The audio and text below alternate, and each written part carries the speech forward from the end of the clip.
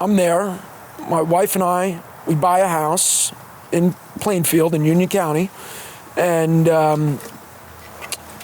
within a few months of us being at that house, I go into a coffee shop that somebody in my neighborhood had owned.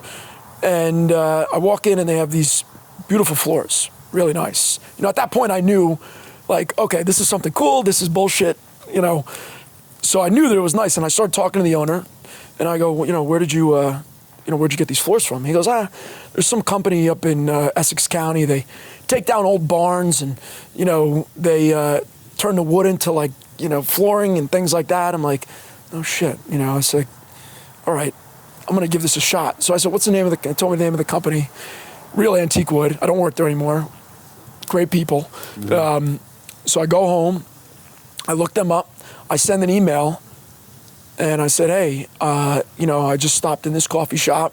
I want to talk to you about doing outside sales. I don't know, nothing about them. This is it. So within a day or two, one of the owners gets back to me. Sure, come on in. I go in there. It was probably 4 or 5 rounds of interviews. The smallest company and the hardest interview process that I ever went through. I had to sit my wife down. I'm like, listen, this is like a mill. It's not like a white collar place. I've never done anything like this before. I'm telling you right now, this is where I need to be. Dude, we all have the best time ever to start a small business. If I'm not gonna be 100% in, I'm not gonna do it. Come on, man, just be yourself. Yeah, and just show up as yourself. If you don't realize what I'm really about, I'm about freedom, family, and my country. Mr. Simpson, welcome, dude. Mr. Robbins, right? Mr. Robbins, thanks for coming down. Thank you for having me. Seriously, thank you for having me. Yeah. You know, I've watched almost every episode, right? Some of them all the way through. And you've had some big guests on here. Yeah, it's been cool. It's been very cool. So I appreciate it because I have a newer business, you know. I've been around for about a year. And you and I had talked, I don't know, in the fall last year. And, you know, it's very cool that you're bringing me in, giving me an opportunity, a platform to talk about my business. And thank you very much. Well, you're here because you're a good dude.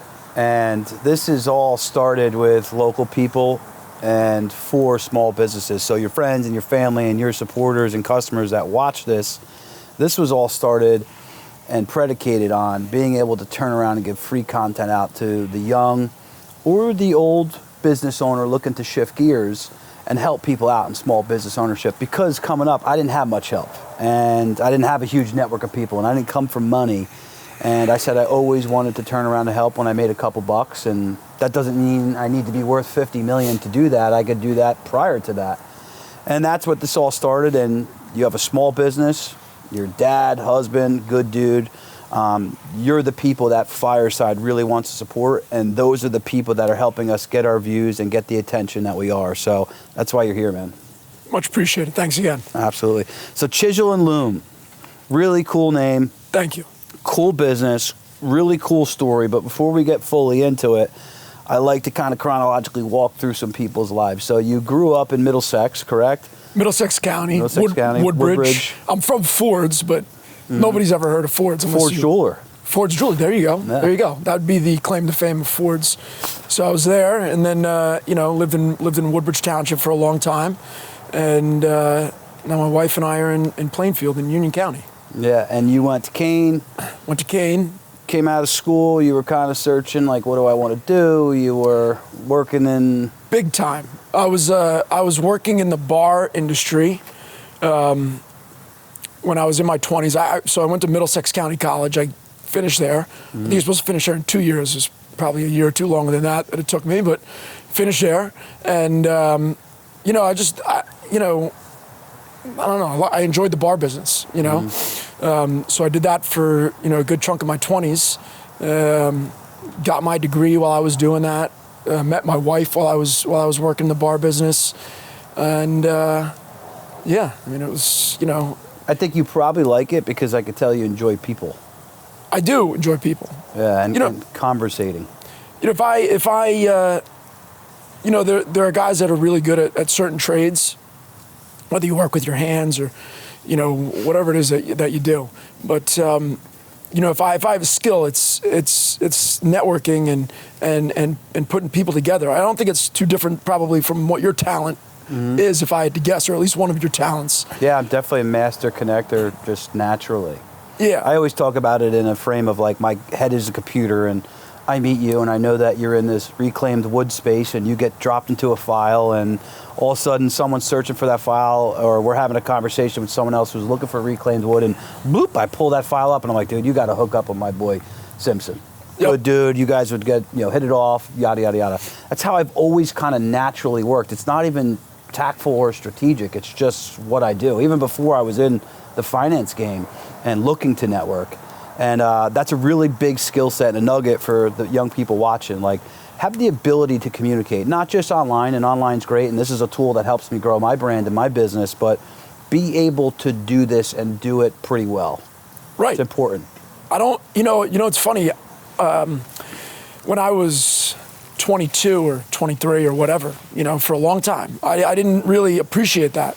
I think it's something that they don't really teach you in school, or they don't appreciate it. I don't know what the answer is, but it took me a long time to figure that out. They teach you to be in the rat race and listen.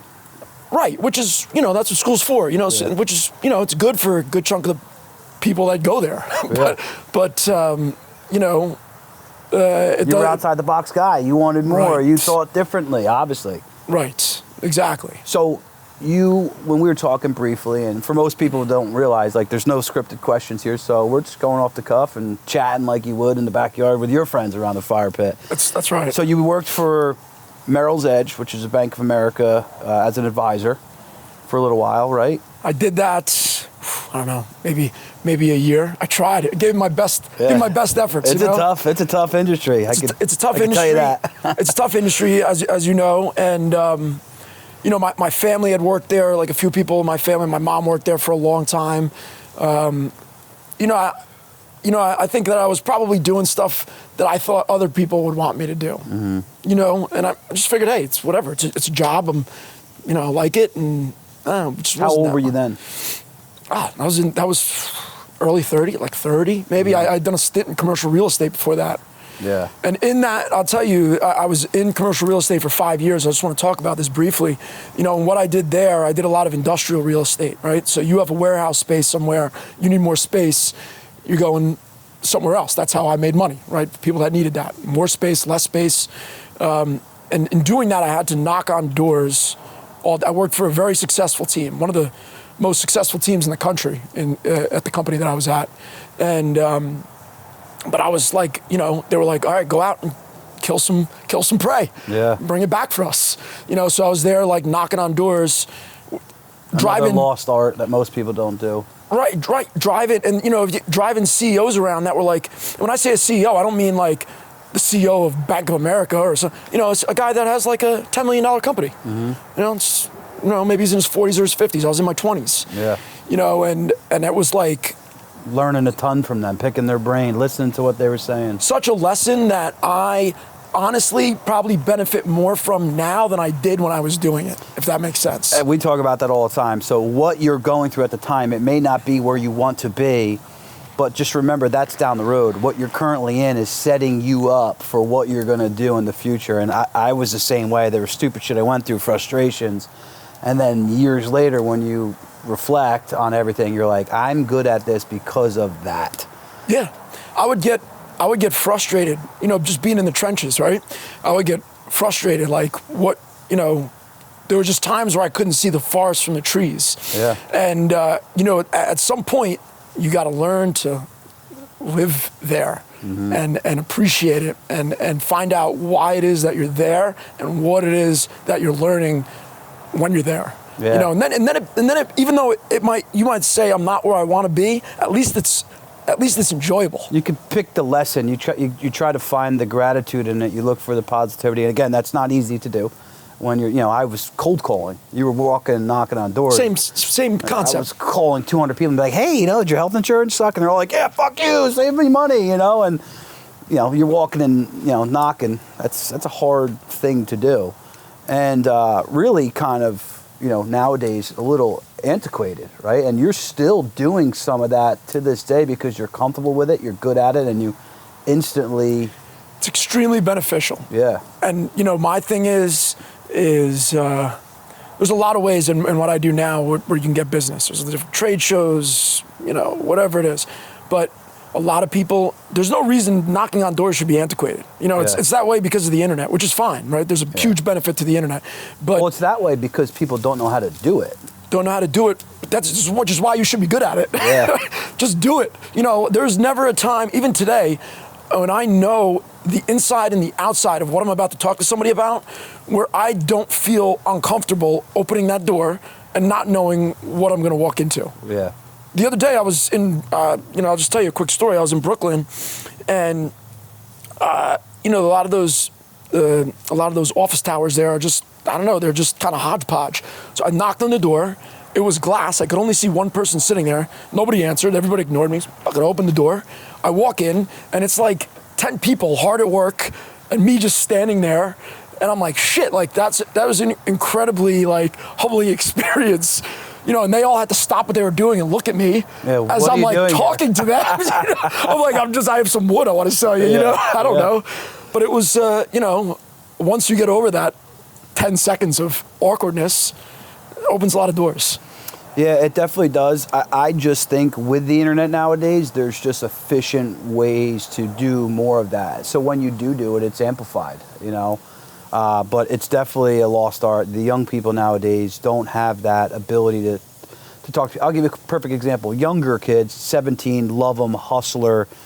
I'm going to start giving out free 10-minute calls to young people, 17, 18 years old, that aren't taking the college route. And really sharp kid, could tell he was very intelligent, but he was super shy, and he's not a shy guy. He was referring to me like, this guy is quick-witted, and he's great in the restaurant, and blah, blah, blah, blah. But on the phone, you could tell he had this call reluctance. He was quiet and reserved. And again, I know he was trying to listen to me and learn. You could just tell there's a different barrier, because they're all used to doing this, which I do obviously a lot as well, but my skill set was built on walking and talking and dialing for dollars. And the phone's tough, man. I think you need to be a better salesperson to make 200 phone calls than to walk it, because you just need to get a vibe of who that person is. You got to figure out their emotions by their voice versus I can see the body language in person. It's tough, there's definitely, it takes a certain skill set for one or the other. I was actually more comfortable at first. Not that I was uncomfortable talking to somebody in person. I was awesome at it. It just came natural. It was what I was selling. I wasn't fully confident in what I was selling, in a sense of, you start dealing with business owners and business owner planning. It's complex. So to walk in and the business owner's like, well, what about this? And I don't have the answer. Then you blew your shot. Where over the phone, you have the ability to build rapport, touch back with them. Hey, I got you that answer. So the phones just came a little bit more comfortable to me at first. And then the walking and talking and networking and all that stuff came, which we'll get further into. Right, yeah. But that is like talking about being in the trenches, that's a part of it that you need to learn to enjoy. I mean, that's, the other day, I haven't really even talked about what I do yet, but the other day I drove out to the Hamptons, right? I don't know. I emailed a couple people, called a couple people. 2 people out of maybe 15 or 20 even responded to me. Mm-hmm. And one of them ended up buying a floor, right? They didn't know me from Adam. I went there. It took me 4 hours to drive out there. I drove out there. Yeah, that's a hike. I go to Long Island often. I know the drive. Oh, it was so I go out there and I met with the woman. She's a big designer out there, and she's like, yeah, I like what you have. You have stuff that not everybody has, and this is what I want. Just, her floor is about to hit a boat headed from Europe to the Hamptons in about 5 awesome. Weeks. Yeah. So, and we'll get into that. I know a good amount of designers watch this show, only through other people. I've had a couple teams reach out to us and send their page. They're a designer. We haven't had any on, but hey, you never know. Maybe they're watching tonight and they're able to hear about your wood and what you do. And that kind of leads me to the next segment. Tell us about what Chisel and Loom is and how it all really came about. I know you were working in the wood shop to begin with, and this kind of caught your eye. So, yeah, and a lot of that was networking, right? Just kind of sticking with that theme, right? That kind of getting yourself out there. I was always, even moving from selling a service, which commercial real estate, finance, into selling a product. When I started selling a product, I worked for a company, coincidentally based out of Long Island, and I met that company through commercial real estate. I was driving guys around. The guy was trying to pitch me at the time. I could tell that. So I was like, all right, let me put this in my back pocket. Like 2 or 3 years later, I called him up. I said, hey, I'm looking to get out of selling services. I want to sell a product. So I sold for them. I didn't spend a lot of time there. It was nothing, go ahead. Hey, stop for a second. Sure. I want to go back on that. How old were you when you put that in your back pocket? Must have been in my 27, 28, something like that. 27, 28. So you are maturing. You do have a awareness of what's going on, but that's a nugget. And people need to realize that. The people that you meet in business, they may not be somebody who is a direct benefit to you today, but they can be a year or 2 years or 3 years down the road. And 100. if there's people you feel you connect with, they can add value to you, they're powerful, they have, they're a center of influence. Make sure you build rapport with that person, and you never know where you can help each other. 100%. And that was good that you slid that in your back pocket and was able to reach out later. Obviously, you made an impact on him. Right. And, so I ended up working for that. And that company was, I think you had said at one time you worked for a flooring and carpeting company back Avalon. in the Avalon, there you go. So, they sold... fired me. I didn't want to hang rugs anymore. Yeah. I mean, there was nothing fancy, right? Yeah. It was just basic stuff. But again, setting appointments, architects, designers. So I was learning about that world, and I was learning about it at a company that, was not doing anything too exotic, right? So I'm there. My wife and I, we buy a house in Plainfield in Union County, and within a few months of us being at that house, I go into a coffee shop that somebody in my neighborhood had owned, and I walk in and they have these beautiful floors, really nice. At that point I knew, okay, this is something cool, this is bullshit, So I knew that it was nice, and I started talking to the owner, and I go, where'd you get these floors from? He goes, there's some company up in Essex County. They take down old barns, and they turn the wood into flooring and things like that. I'm like, oh shit, I was like, all right, I'm gonna give this a shot. So I said, what's the name of the? Told me the name of the company. Real Antique Wood. I don't work there anymore. Great people. Mm-hmm. So I go home. I look them up. I send an email. And I said, hey, I just stopped in this coffee shop. I want to talk to you about doing outside sales. I don't know, nothing about them. This is it. So within a day or two, one of the owners gets back to me. Sure, come on in. I go in there. It was probably 4 or 5 rounds of interviews. The smallest company and the hardest interview process that I ever went through. I had to sit my wife down. I'm like, listen, this is like a mill. It's not like a white-collar place. I've never done anything like this before. I'm telling you right now, this is where I need to be. They were a full-service mill about 20 minutes outside of Manhattan. Why'd you feel like that's where you needed to be? I just said it. Full-service mill about 20 minutes out of Manhattan. So just location, and for people, and even myself, what does a full-service mill mean? So they'll do anything from flooring, it's all reclaimed wood, right? Mm-hmm. So it's specific to that basically, but flooring, wall cladding, custom furniture, live edge slabs, beams, anything like that, right? So, and the reclaimed wood business is like the Wild West, right? It's a highly unregulated business. There's no standards. There's a bunch of cowboys out there that I was gonna say, do you guys just hop in U-Hauls and drive out to Alabama and take down barns on people's properties? Exactly. You are 100% right.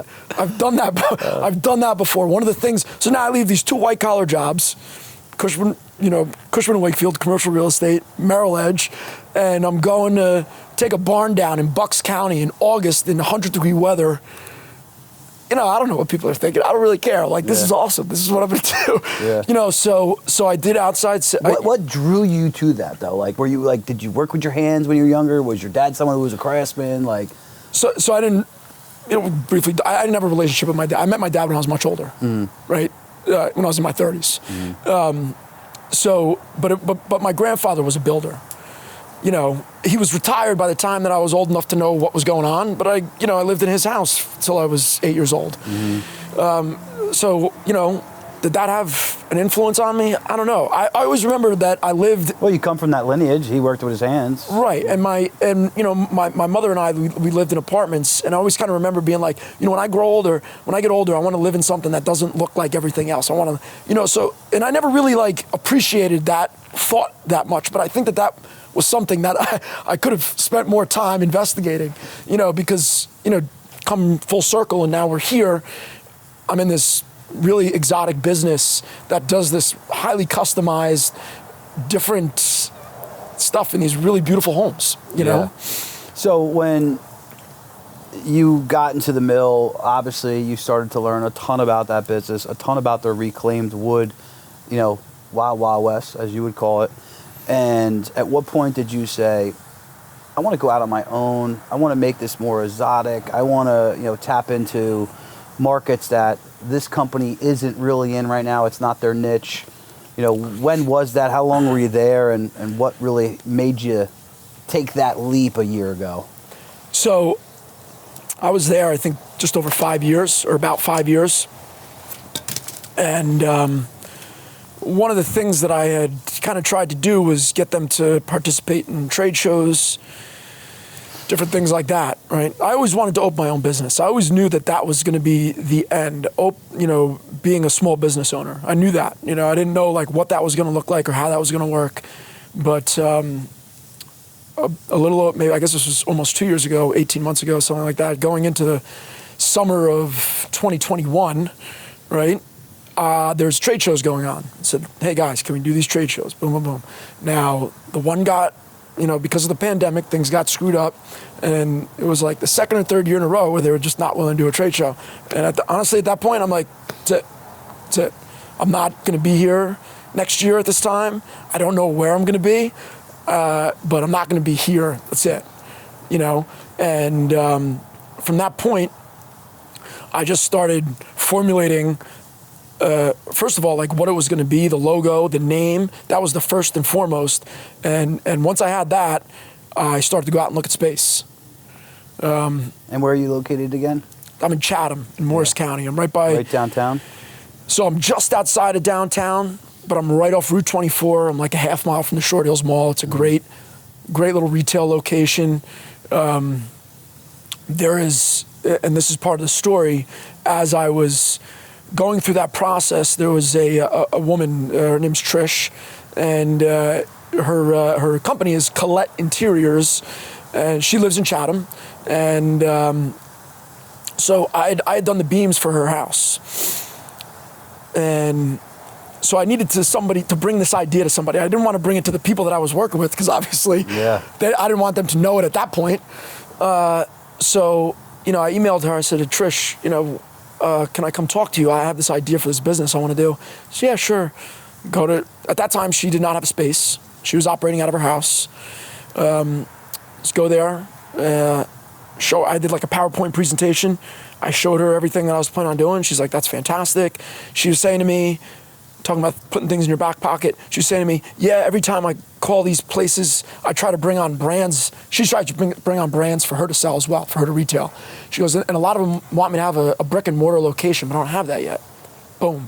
Put that in my back pocket, looking at spaces with a commercial real estate guy that was a friend of mine, and come across this place in Chatham that was like 4 times the amount of space and money that I could live in or afford. Mm-hmm.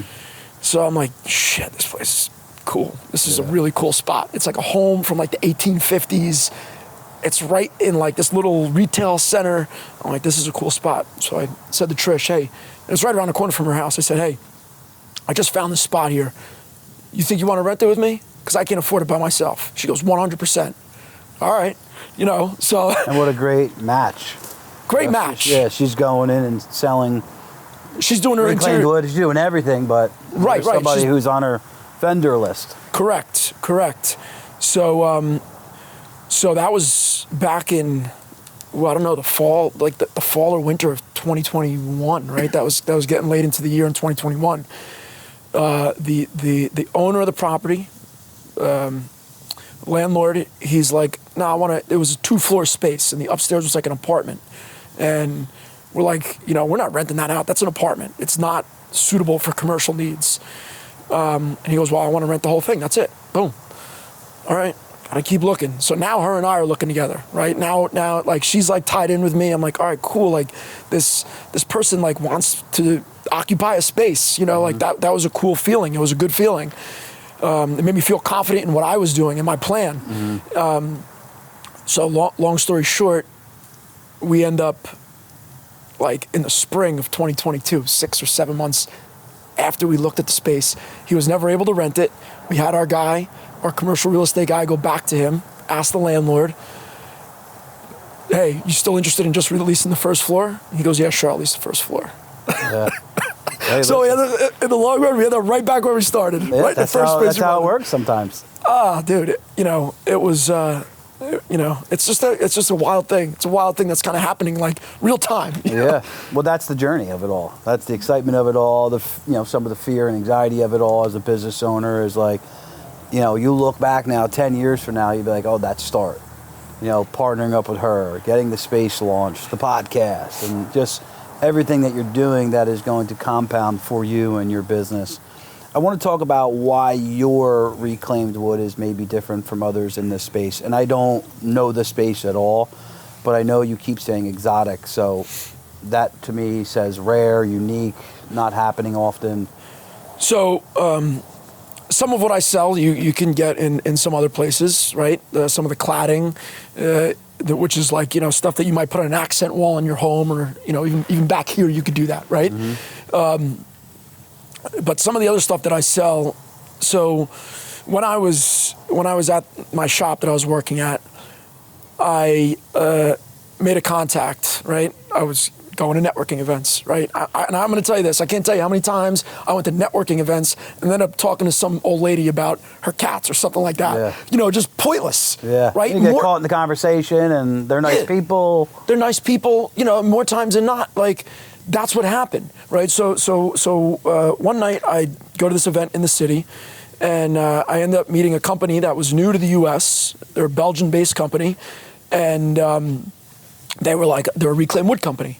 They export a lot of wood from Canada and the U.S. Reclaimed wood is very hard to get. There's a lot of stone barns in Europe. There's not a lot of wood barns in Europe. Yeah. Right? So a lot of the reclaimed wood that they have over there is from the U.S. or from Canada, from North America. So we end up doing business with this company, right? We end up shipping a bunch of wood from the U.S. to Europe. Now, when I was starting my company, starting the idea, the concept, I reached out to the CEO of this European company. The name of their company is Atmosphere and Bois, which means atmosphere and wood, right? And the CEO of that company is Philippe. And so I reached out to Philippe. I said, hey, I want to carry some of your products in the U.S. I know we haven't I hadn't sent him any wood for like a few years. I really hadn't talked to him at all. So I called him, he didn't pick up the phone. I left him a message. He called me back within like an hour. He was on some hunting trip in like the Black Forest in Germany, shooting awesome. bucks. And when he called me back, I'm like, this guy wants to do business with me. I'm like, because there's no way that he's going to call me back in the middle of his hunting trip. Hunt. Yeah. Yes, yeah. So he goes, that's fine.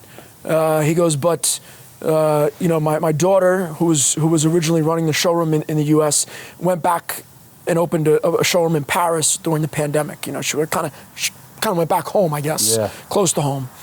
He goes, so I need somebody to kind of occupy that showroom a couple days a week. He's like, if you carry my stuff in your showroom, can you do that for me?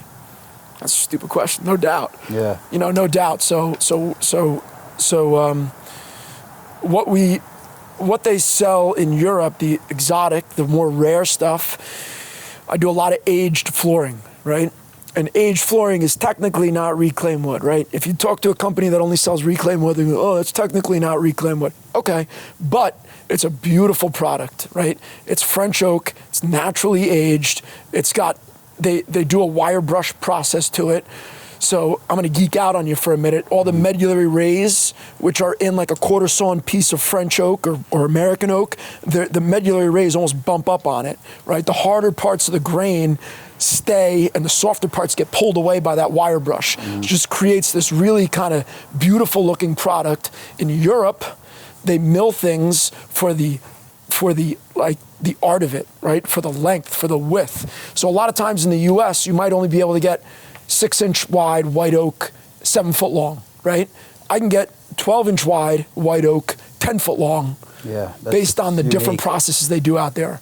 You know, so when I talk, you know, and if you're not in the business, that might not mean that much to you. But when I talk to somebody who's in the business, an architect or a designer, they are compelled by those things. All I know is it sounds good, and it sounds like you know, something my wife would like. So I'm glad that she's inside. Or this might be getting very expensive. It sounds like some really cool. I mean, when I think about the mountain house that I'm going to build, like that's the stuff that I want. So we'll stay close. That's it. I do like discounts, though. Remember, I put you on the podcast. Oh, you don't even have to ask. You don't even have to ask. Yeah, it's still going to be expensive. Yeah, that's rare, and it's cool stuff. And listen, you're building the house of your dreams, or you're building the mountain house of your dreams. Like, you want to go get something that's rare, something that's unique. Like, I'm a guy that wants to do something that's different all the time. That's just how my brain works. I'm working on the opposite side of probably most people. And if I'm spending that type of money on a house, I want to spend that type of money on some really cool flooring. So you're a creative guy. You wouldn't be doing this if you weren't, you know? And I kind of felt the same way, man. There was just before I got into this, there was just like a part of my brain that just wasn't being used. That just didn't need to be used. Yeah. And I was like, I was like starving myself in that sense. It's the truth. Like, the creativity does get starved when you're stuck in like all right, I got to just do this. I got to just do that. You don't have a second to remove from the micro and come out to the macro and just think. Or our last guest on from Surf Talk, or Rob, was like, I just went down to a tent and just got creative and started jotting down my thoughts and figuring out what I wanted to do. Because a lot of times, if you do have that ability, you're not really tapping into it enough because you get caught in the rat race. You get caught in the hustle. It's good to be busy. It's definitely good to be busy, but it's also good to like leave yourself some time for your thoughts.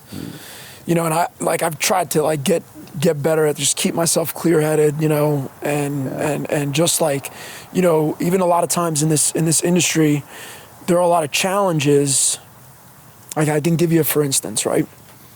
The other day, I'm doing this beautiful job up in northern Westchester County. It's like a compound, right? Now, I don't know any of these guys, right? I just had gotten hooked up with the designer because she knew about the company that I was selling, Atmosphere and Bois, that I was selling material for. And I go up there, and the architect says to me, I want 11-inch molding, base molding and trim molding. And I'm like, shit, all right, I don't fucking. You know, if you call a molding place and you say, hey, I need 11-inch molding, I say, get out of here, you're crazy. Maybe you get 7 or 8-inch, right? But this was a custom project. So I go, shit, what am I gonna do? I don't know. This is a brand new guy. This is a great contact for me.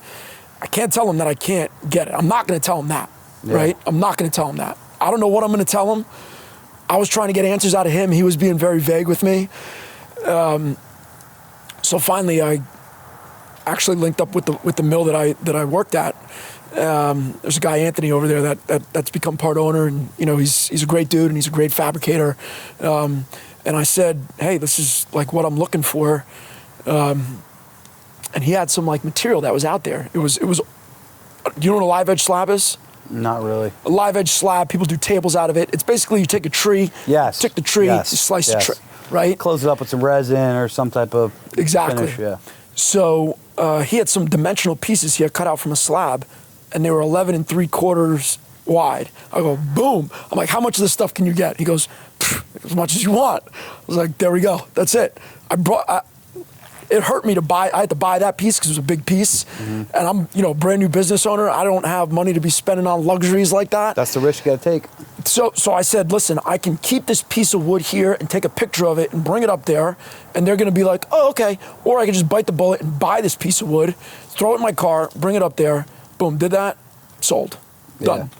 And he goes, you know what, can you make flooring out of this too? I go, yeah, I can make flooring. Well, of course we can make flooring out of it. Yeah. You know, so like, Those things, and again, nugget, those are the things, the people that are willing to go the extra mile that earn the business. And a lot of times that can become frustrating for you to, shoot down or up or wherever you were out to this mill, try to figure something out, do the extra legwork.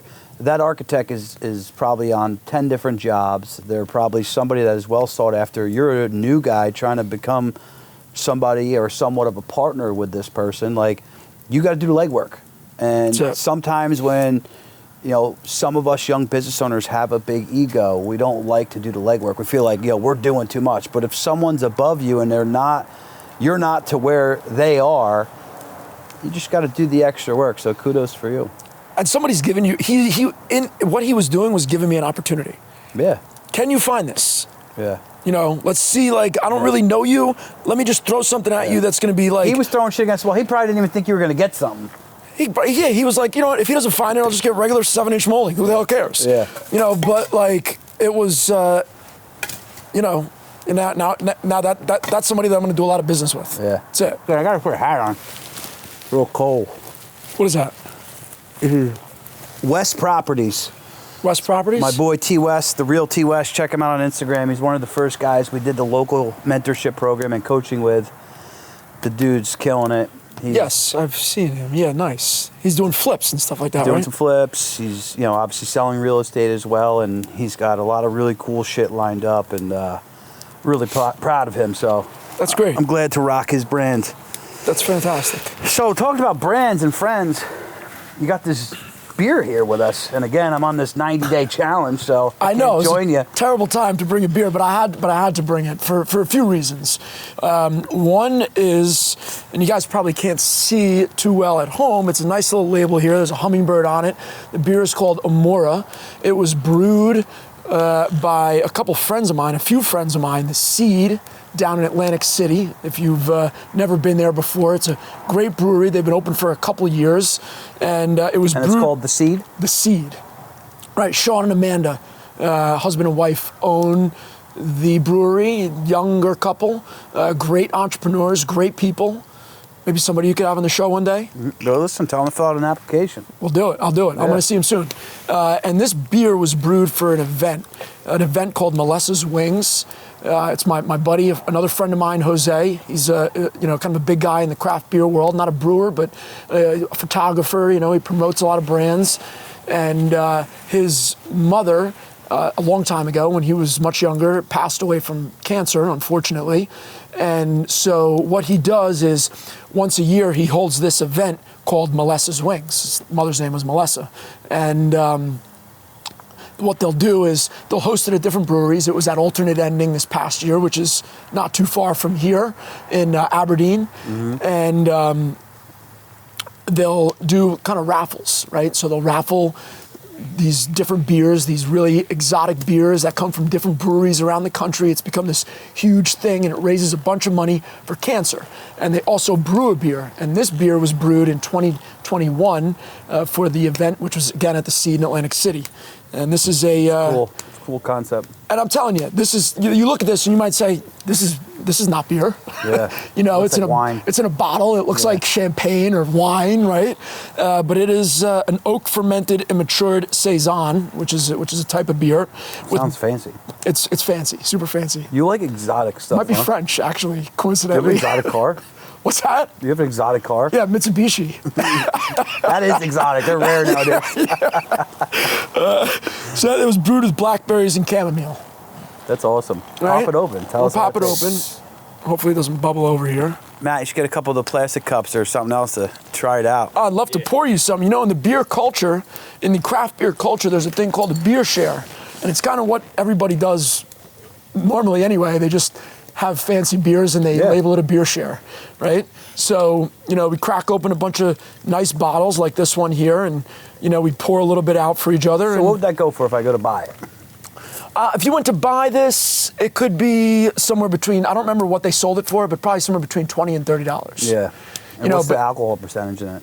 4.6. It's something that in the summertime when your pool's open, you could sit there and crush it and feel good. Yeah. But there's bottles out there that go for $1,500. Yeah. Right? 16-ounce bottle of beer. And we're going to get into your knowledge on beers and why you know that in a second after we try this beer. Oh, now I'm on the spot here. We got to give a raving review, or we got to tell them it's doo-doos. One sip, everybody knows the rule. Oh, that's right. Yeah, but no, it's very good. It's a little tart. I like tart. Yeah, but it's got a nice fruitiness to it. A little bit of a dry finish. It's not so different than a wine. Yeah. Right. It looks like a wine. It looks like a wine. Until you poured it. Unfortunately, you're on the 90-day cleanse, which I can respect and appreciate. Yeah, trust me, I look to enjoy. Oh, we got those are some nice Fireside glasses. Ooh, let's pour it up. There we go. Yeah, so this is good, man. You guys, if you're not familiar with the craft beer culture, you are officially a beer sharer, having your first beer share. You don't even know it. Thank you, Evan. It's like communion. Yeah. It's like communion. There's no wafer though. They should serve more alcohol in church. Cheers, brother. Cheers.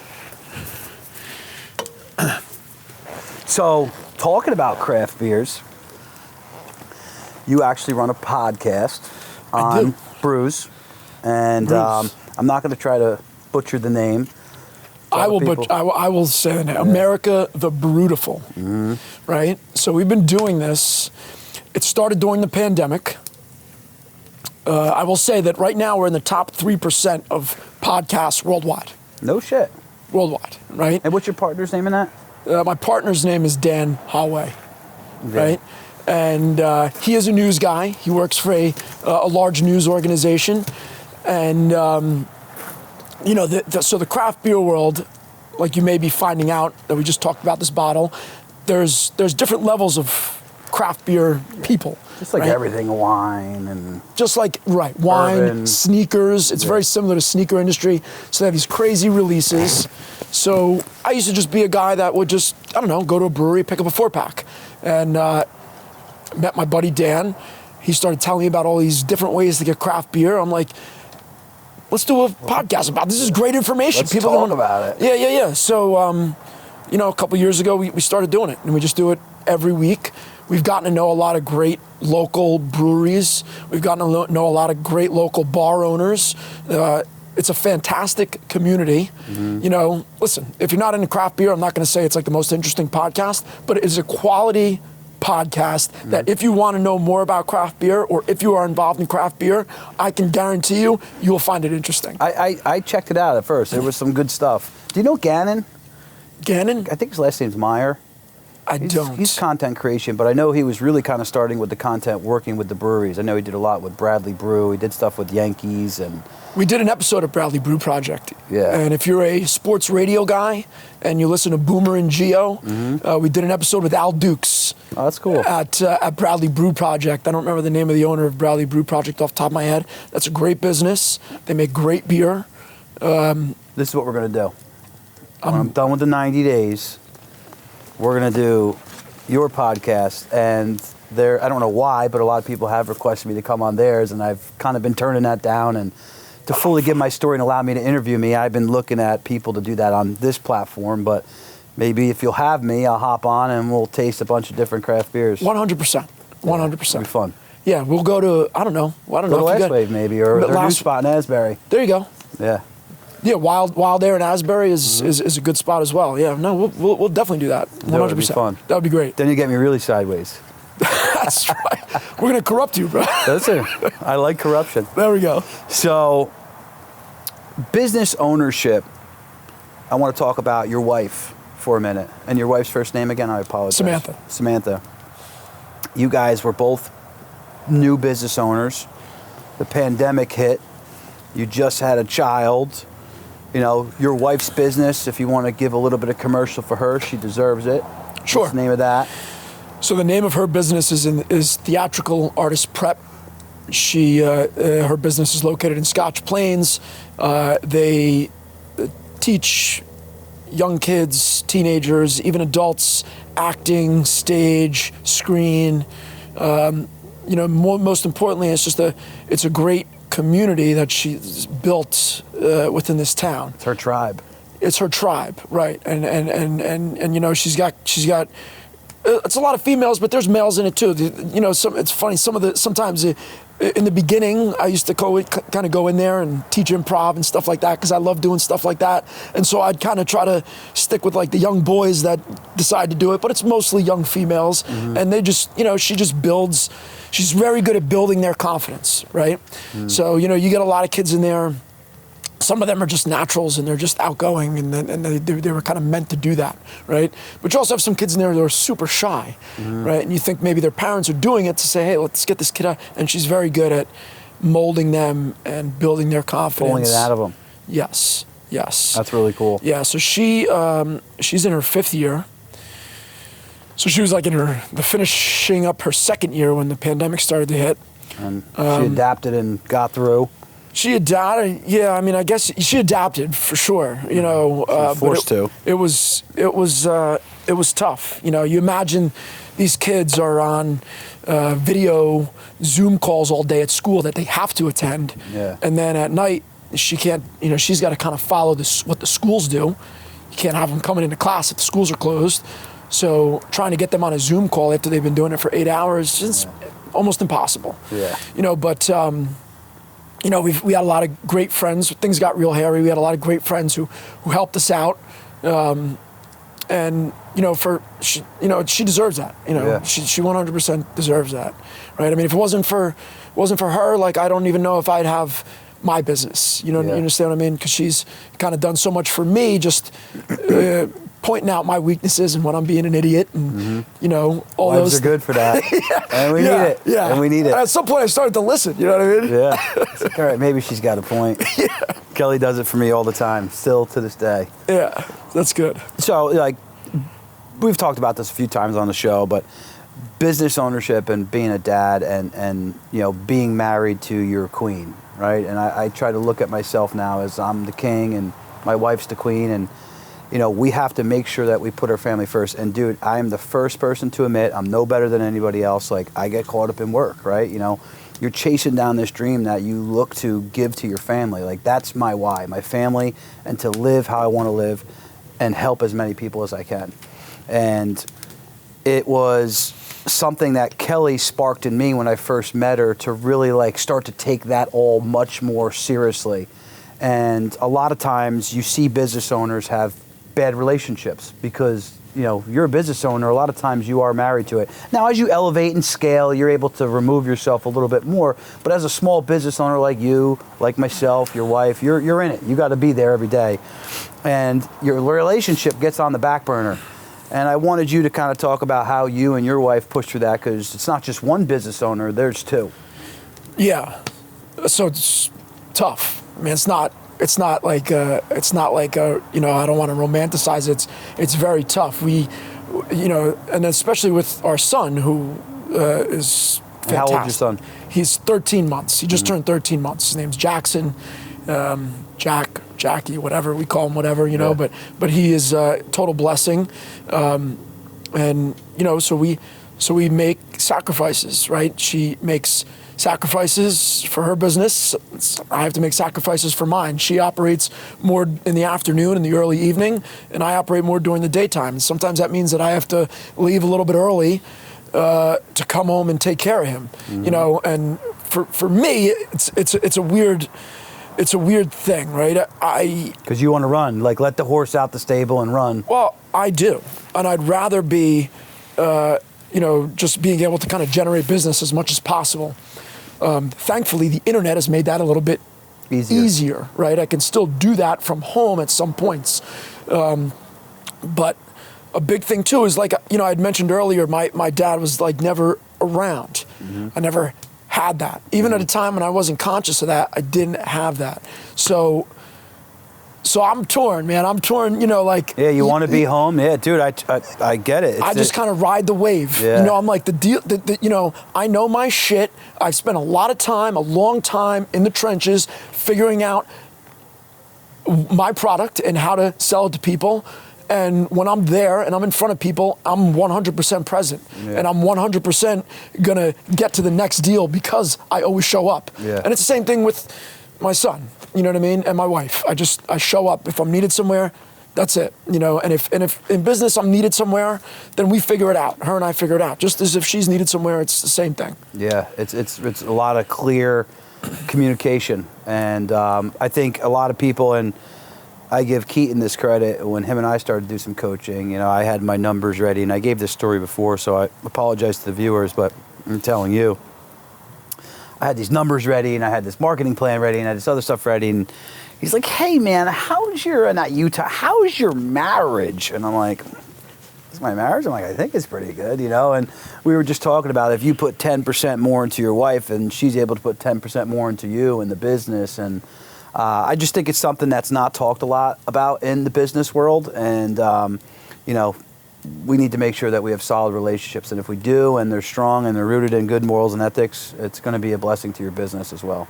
The business, you know, I think that people like, oh, so-and-so can work 10 hours a day and I can only work 8 or 9. Like, it's not always about that, man. It's not always about that. You know, I think people need to give themselves credit where their talents are, you know. Yeah. Are you efficient and effective while you're working? That's right. Yeah. That's right. You know, and I'll tell you this. When I was younger, when I was in commercial real estate, I was in my 20s, I was so caught up into trying to generate business that I wasn't taking care of the people that I already had. You know what I mean? I had a deal in my pocket. Then it was like, let me go get the next deal, right? Because that's what I should be doing. Wrong advice. Yeah. Let me execute this right down to the last board put down. Spend as much time, because you will never, ever get a better deal off a phone call that you made than you will from somebody that you did good business with. Mm-hmm. You know? So I just try to do that now. You know what I mean? It's the 3 Ps: people, process, product. Right. You know, and if it, give that service. If it means buying a piece of wood that's tough to afford, if it means driving an hour to spend 5 minutes with somebody to look at something, to figure something out, then that's what I do. Yeah. Because those people just continue doing work with me, and I don't have to keep and they're gonna running tell on their that friends, wheel. And they're going to tell their neighbors. That's it. Yeah. You know? A lot of people, you move into the next sale, the next sale, the next sale. So, for example, the coaching business is something that I really kind of stumbled upon. And I always knew I wanted to get back, and I always knew I wanted to help there. But it was like, well, I'm not at the lengths of Tony Robbins, even though we have the same last name, Ryan Robbins. And I'm not Ed Milet, but like, let's just say if I made 500 grand, why can't I teach a kid who's making 50 grand to make 100 grand or 200 grand? I absolutely can.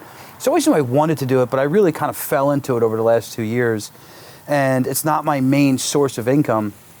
So I really nitpick like who I want to work with, because I want to give them my full time and attention versus just selling them and moving. And while I'm there in that hour, I'm not present, right? I know I have 5 more meetings behind it. So I've really limited the amount of one-on-one coaching that I do. I have the pit, obviously a whole group, which, you know, anybody who watches that is your friends, your business owners, get in there. It's free. Yes. And we do a lot of trainings in there. A lot of people are exchanging value, looking for services, yada, yada, yada. But to your point, you really have to pour your time and attention into things for those people to be repeat customers. I think there's a stat by LIMRA, which is something that really tracks a lot of stuff in the financial services space, life insurance, financial products. And they say the average buyer will buy from you 4 to 5 times over their lifetime. So imagine, again, to your point, if I just sell them once, I'm product peddling and I'm not actually providing them value and service and servicing that product, and I move on. Yeah, I could keep running and maybe fooling people for a certain amount of time, but if I do a good job by them, and I've experienced this, I've been doing this for 17 years now, those people always are another purchase of a product or a strategy that you're able to sell to them. And it's because you're doing a good job servicing. And I know in today's day and age, everybody's like, quick, you know, stick move. And yes, building that relationship is extremely important. I fully agree. You know, this past year, I had never done this before, but my real estate agent, who's a friend of mine, he's Curtis Counts, great guy. He always sends an apple pie to us every Thanksgiving, right? And I can count on that, right? I don't, Curtis and I, we hang out sometimes, but, we've got our own lives and we're busy and we don't see each other often. He'll always send that apple pie, right? Every Thanksgiving, who do I think of? Curtis Counts, right? He sold us our house 5 years ago. I see him maybe once a year. And so this past year, I didn't have a lot of clients. I had a few clients. I had a few people that bought from me because I just opened my company. Being in the city a couple days a week, I went and got these really nice chocolates. There's some La Maison, some nice place in Soho, right? And I just sent them chocolates. Now, the one designer, she lives in New York. She was at the trade show out in Paris with the one company that I'm selling for, Atmosphere and Bois. What does she tell the CEO of that company? Tom bought me chocolates over Christmas. Yeah. He calls me, he goes, you bought her chocolates? Dude, I teach all these guys like Trevor, like hats, nice hoodies, golf hats, Yetis, things that are not crazy expensive, but it's something nice, it's useful. People appreciate it. And again, just kind of some basic guerrilla marketing style thing, like you're throwing your brand on it, or throw their brand on it, right? Which is even cooler. You're not promoting yourself. They're walking around now with a Yeti with something that's their brand. And those, I have saw it as a lost art. I have WCC cards that a lot of times what I'll do is if this was a lengthy process of moving assets over or doing some life insurance planning, I'll write a handwritten note. And believe me, I'm not great at handwriting. My penmanship is not great. It's okay. But every single person comments on it. Every single person. Like, this is something I haven't had in a while. And you're starting to see a lot of the brands do it now. Origin and, I think recently GoDaddy Bag, which is a guy I recently connected with. I see him on his story probably 2 days ago, like writing out a ton of handwritten letters. And that little shit goes a long way. People always remember how you make them feel over anything else.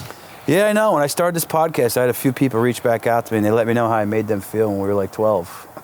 That probably wasn't so good.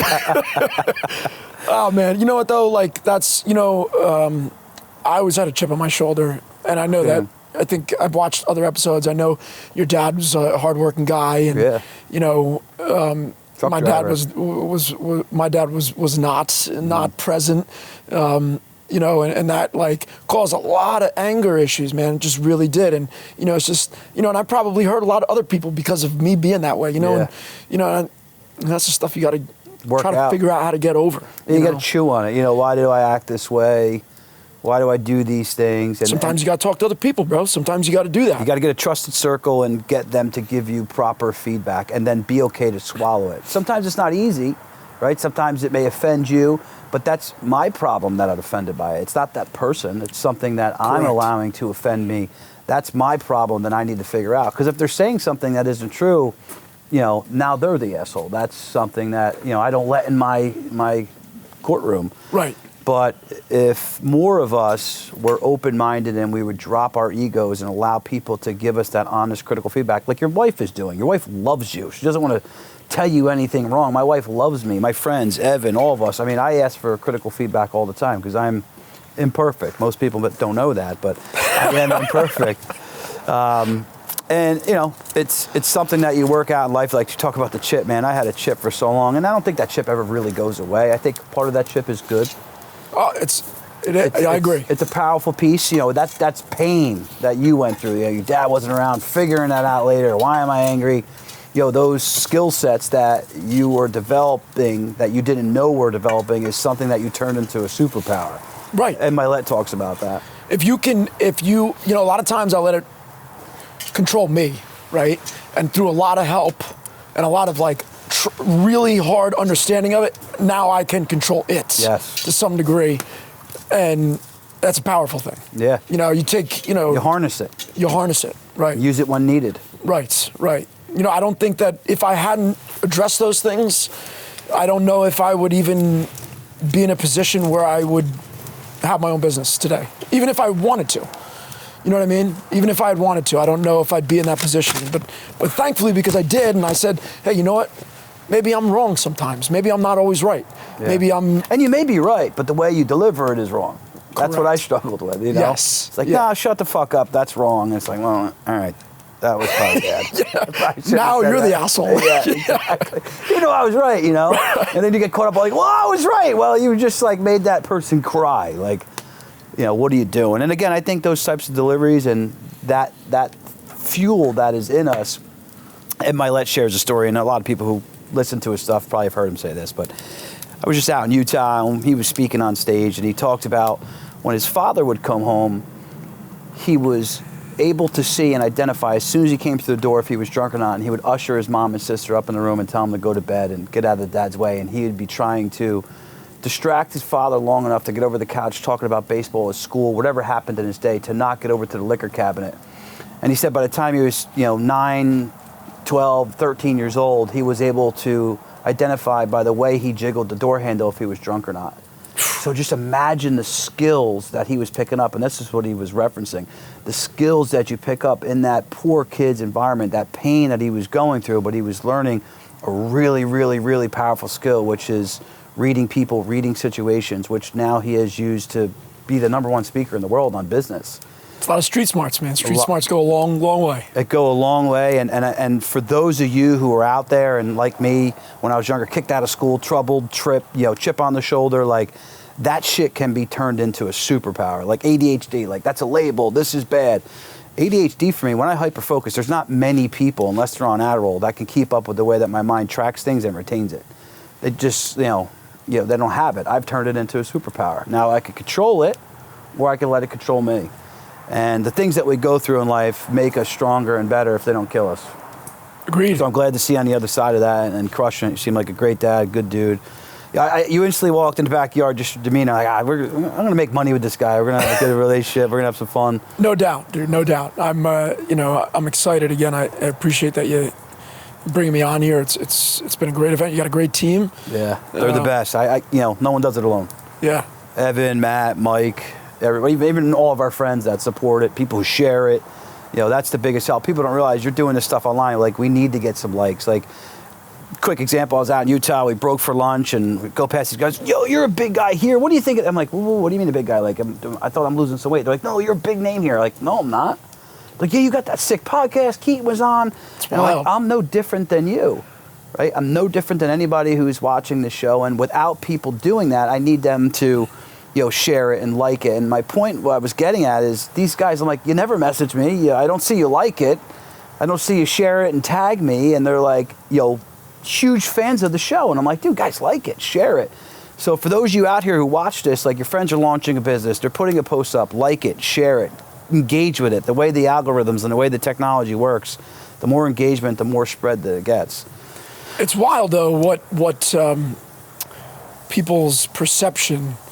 Even I came in, even doing the podcast and knowing, even I came in here and I felt like I maybe just because we hit it off so easily, but I felt like I knew you. Yeah, exactly. Just from watching these episodes, you know what I mean? Like there was a relationship. Big familiarity with you. So, an unshameless plug, we're doing an event called The Event, March 31st, a pre-networking event. You better be there in a reclaimed wood barn and wall. Have to be We're there. doing it in a lecture hall Saturday, a 4 or 5 hour, speech. Myself, Keaton, another really big high-profile guest that's to be announced, and a VIP dinner afterwards. And I'm going to be doing a speech, and part of my speech is going to be explaining the virtual relationship and how you have to shift your mind from, we're used to doing a happy hour, a networking event, a coffee, a breakfast, and that's where we start to build rapport, and then we get together every quarter or every semi-annually, and we're building a relationship of people who could be strategic partners, or I could be a buyers of yours.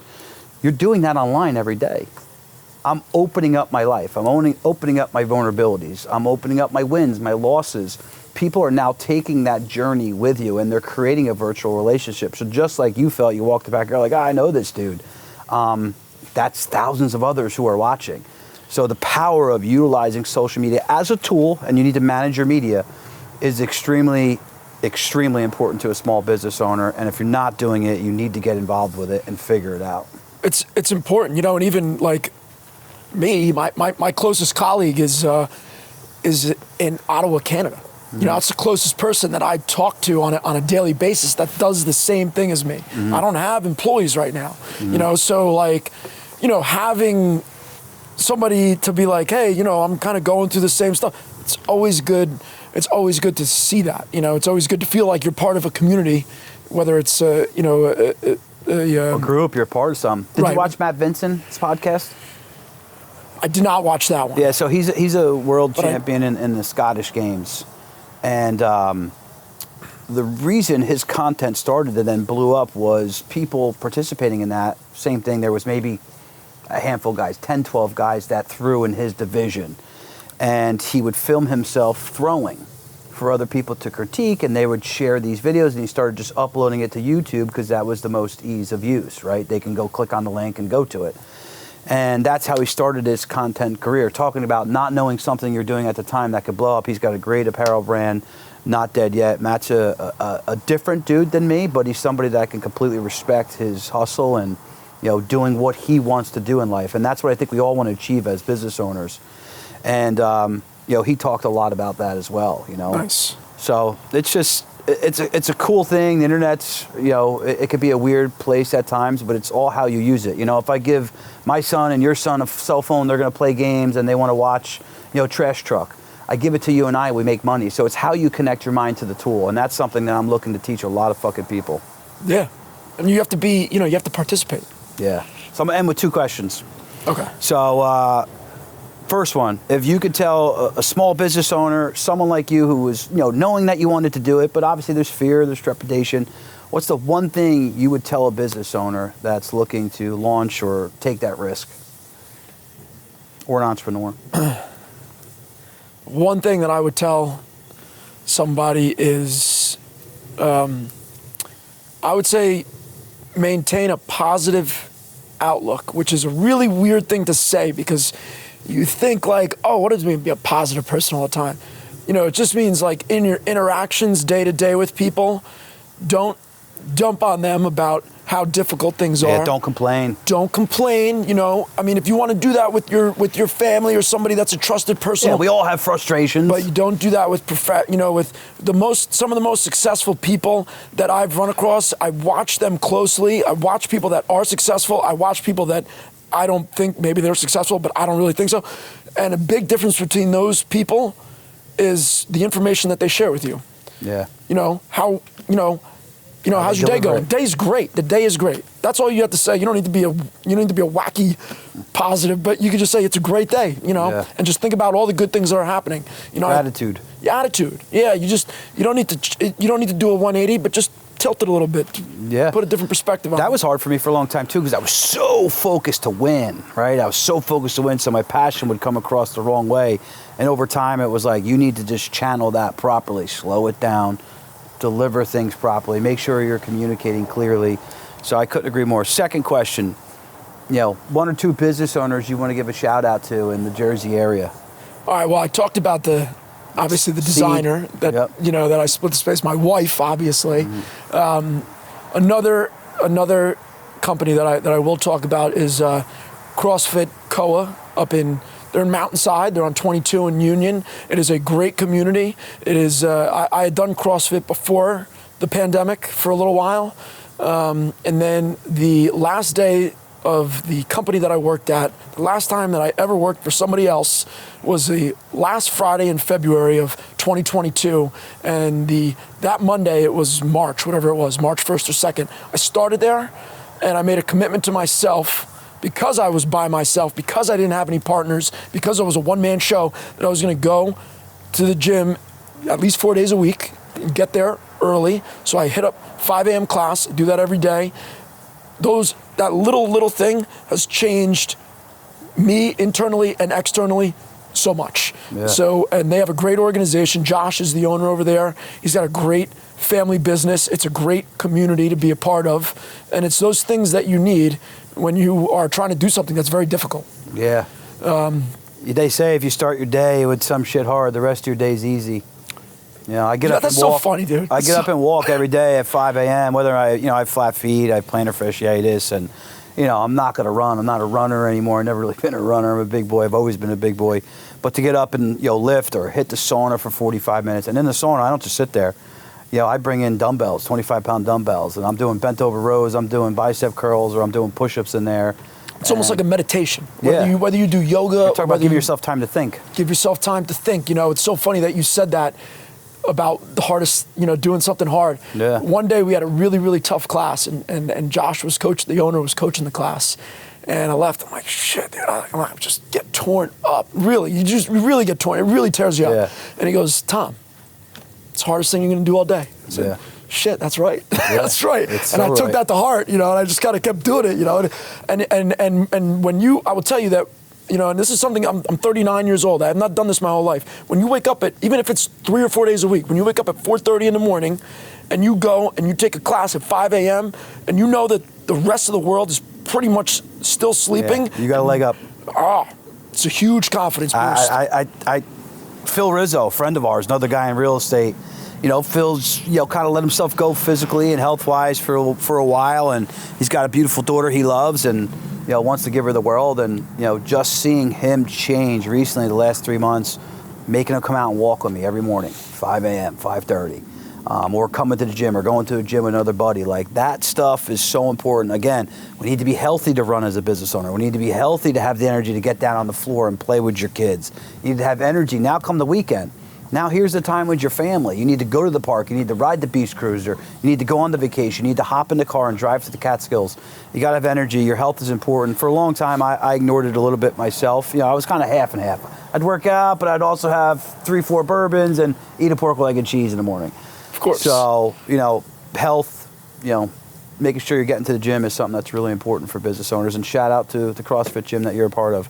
Well, dude, this has been fun. You're a good dude. It's been a blast. Yeah. Again, when I meet two people on here, I'm always like, I'm not mad at anybody, but I'm like, I'm going to talk to that person, quite a bit. So I think we'll be friends for a while. Thank you for coming. Thank you for having me. It's been a great time. Cheers.